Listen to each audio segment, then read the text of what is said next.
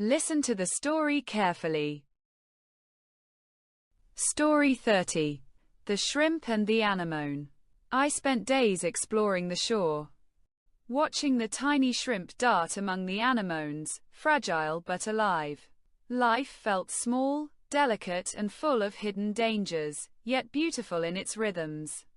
I learned to notice details, the shimmer of water, the movement of sand, the way creatures survived in their own ways.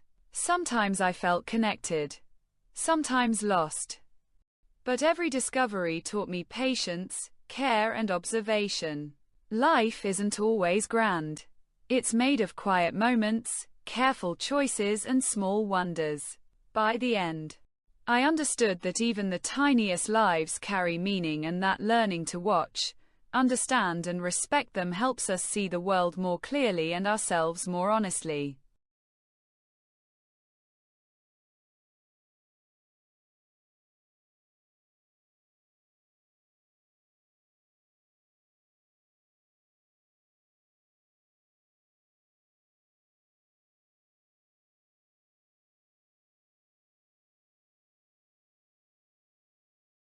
Answer the following questions.